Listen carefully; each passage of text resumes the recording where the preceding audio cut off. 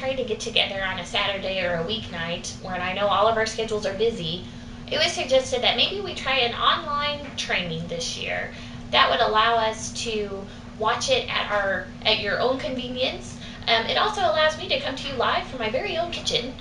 So you can watch this in your jammies if you want to. I don't really care, although I don't need to know if you do.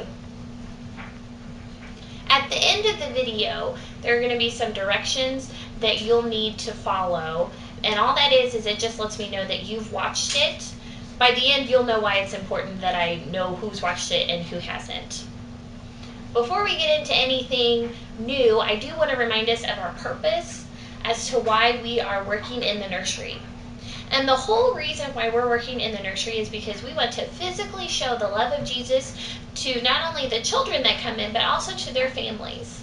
Nothing shows a family that Jesus loves them more than people taking care of their children. We also want to begin to plant those roots in children's lives so that when they are old enough to acknowledge who Jesus is, that they will be able to say, yes, I do know who Jesus is, and I can accept him as my Savior. Couple of reminders. If you are one of the people that I have talked to about your Social Security card needing your background checked, here's just another reminder that you need to see me and make sure that we get that taken care of. I also want to take the time and say some thank yous. Thank you to all of you. I know that when I was on maternity leave from October through the end of February, the nursery kind of ran itself along with We Worship and Sunday School, and I really appreciate that because we didn't have a lot of issues, and I really appreciate that. A special thanks to Jean and Sherry, who really pitched in to make sure that everyone was where they were supposed to be, and if we had a snafu with scheduling, they took care of it and made sure that there was somebody in there. Again, I want to thank everyone for just being in the nursery, being in a position of teaching and being with the children, because everyone is making it a fun place to be. I am a possibility, I am a promise, with a capital P. I am a great big Three general reminders that we have talked about in years past. The only reason I want to remind you is just because it's a reminder, and sometimes if we're not reminded to keep doing something, we can get lax in doing it. I do want you to know that everyone is doing a really good job at this. Again, just a reminder to keep doing what we're doing. Number one is make sure that you're on time. On time would be 15 minutes before service. That would be if you're serving in the nursery during Sunday school, that would mean that you need to be in the nursery by 9:15. If you're serving during worship time, during the main service, you need to be there by 10:15. And then if you're serving on a Wednesday night, you need to do your best to be there by 6:45. It's not a big deal if you arrive at 6:50 or 6:55 instead of 6:45. However, you do need to let somebody know. That way we don't have children and parents running all over the place saying, where is so-and-so? I can't find them. And then we don't know what to do. So if you know that you're coming from work, or you know that you've overslept and you need a couple of minutes, just let somebody know, and then we can cover for you until you get there. That's not a problem. We just need to know. The other thing to make sure that you're on time is if you're watching somebody's child and the parent needs to be in a class that starts at a particular time, if the nursery is late, that puts the other class being late, and then everybody is running late for the evening. So just a reminder to make sure that you're on time and you let people know if you're going to be late.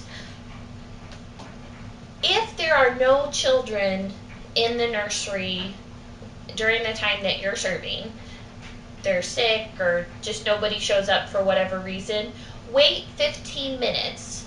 There will be a sign that is laminated that you can put on the door that will say, I've stepped out for a few minutes, please page such and such number to reach me and I will come back to the nursery. So that would be if you show up for Wednesday night service at 6:45, wait until 15 minutes after service starts. So that would be until 7:15. If there are no children at 7:15, more than likely they're not coming. And you can feel free to put the sign up on the door and then you can go into service. I would ask that you not go home at that point. I know that might be a thought that might occur to you. The only reason is if somebody does show up at, say, 7:30, there would be nobody to take them in the nursery. Again, so if you're serving during Sunday school, you would need to be in there from 9:15 to 9:45. If no one comes, then at 9:45 you can feel free to go join your Sunday school class and get a donut. Same thing with the worship time from 10:15 till about 10:45 is when you would need to make sure that you're in there, and if no children are present, then you could go on into service. I'm doing my best to send out reminders to everyone throughout the week. If you're working on a Wednesday, if you're working on Sunday morning during Sunday school or during worship time, I'm doing my best to send out reminders. I know that sometimes the schedules can get pushed aside.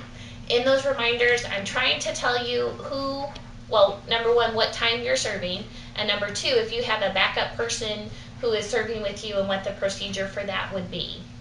If you have any problems with the schedule, just email me back or message me back and let me know as soon as you get that message. That way I can get it taken care of as soon as I can. The reminders are going out to everybody, and it's not a personal note. So if you're thinking, I already know, it's okay, I'm sending it out to everybody, and it's just a blanket statement, just kind of to help everybody remember. If you're running late, again, just call me. You can call the church if there's a problem with scheduling, but occasionally that message doesn't get to me if I'm not at the church. So go ahead and feel free to call my home or my cell phone, or email is a good way too. Second reminder, make sure that you're attentive. We really have not had any issues in this area, but I do just want to continue to encourage you to do that. Being attentive would include making sure that you're having the kids sign in and out. Again, we're doing a really good job of that. All the parent needs to do if the child has been there repeatedly, I've probably added them to the list, and all the parent needs to do is initial.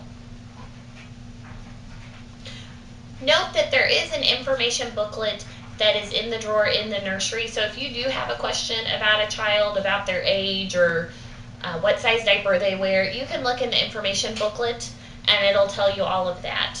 We're going to start in September updating all of our booklets for all of our children's ministry, including from the oldest kids to the littlest babies. Every parent is going to fill out a new information sheet. We're going to do that on a yearly basis because the kids just grow and change so much. In the nursery, we might start doing it twice a year, but right now the goal is to do it once a year. So in September, as I'm sending out your reminders for the nursery, I will also make notes as to who you need to give an information sheet to. Sometimes it's hard for me to catch them, and since they come to you in the nursery, I will give you the paper to give to them. If you don't have a direction like that in your reminder, you don't need to worry about doing anything like that. But just know that that might be something that's going to come up for you to do. Continue playing with the kids. Everybody is doing a really good job of enjoying the kids. We really have a good group in the nursery that are fun.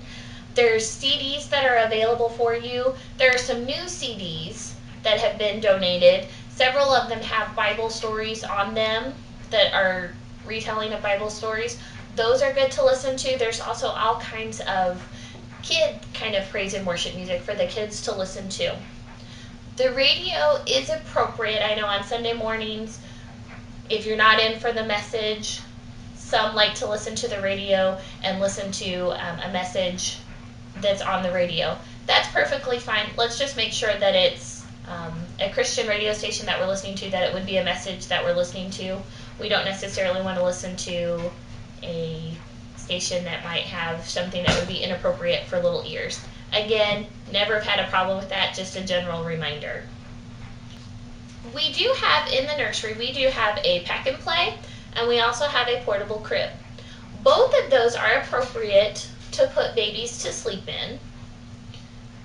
I would say many of you have children of your own, and in 5 years the procedure is probably going to change, but right now the recommended way to put a child to sleep, if they're under 1, is to put them on their back.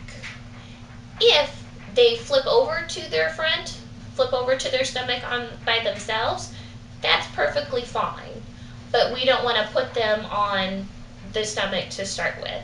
That's the recommended procedure from pediatricians. I know that a few years ago it was always put them on their stomach. I know that some of you might feel a little uncomfortable with doing that because that's not what you did with your kids, and it was so ingrained that you don't put them on their back, you put them on their stomach. Just know that if you do feel really uncomfortable about that, talk to me about it, or we can come up with a solution. Maybe rock the baby instead of putting them down, or talk to the parent. The parent may know the recommendation but feel okay with letting them sleep on their stomach. So if you have a concern, don't be afraid to ask or to talk about it. The last reminder that I have is to just be clean. Again, something that we're doing a really good job of. After you change a diaper, make sure that you wash your hands or use the Germ-X that's available, and make sure that you spray down the changing pad. Even if you don't do it in between each child, that you at least do it by the end of the day. Spray it down with the bottle of bleach water that's in the cabinet. We don't want to be spreading germs back and forth to all the little children. If you know that a child has touched something that is dirty during that changing time, there are extra baby wipes that are in the cabinet. Make sure that you wipe their hands off, or you at least wash their hands off if they're big enough to do that. The very last thing that you need to make sure that you do is spray down the toys. The bottle of bleach water that's in the cabinet where the cleaning supplies are, all you need to do is just walk around, spray down everything that the kids have touched. If you know they didn't play with anything on the bookcase, you don't have to spray the bookcase. But if you know that they all played with the swing, everybody's hands were on the swing, make sure that you spray that down. We don't want to pass germs around. In the summer, it's not that bad. But as we get back into fall and the flu starts coming around, we don't want sick little children and passing it back and forth to each other, and then also passing it back and forth around to the adults. So just make sure that you're spraying down the toys. I take care of the deep cleaning of things. You just take care of the spot cleaning, and that really helps me out.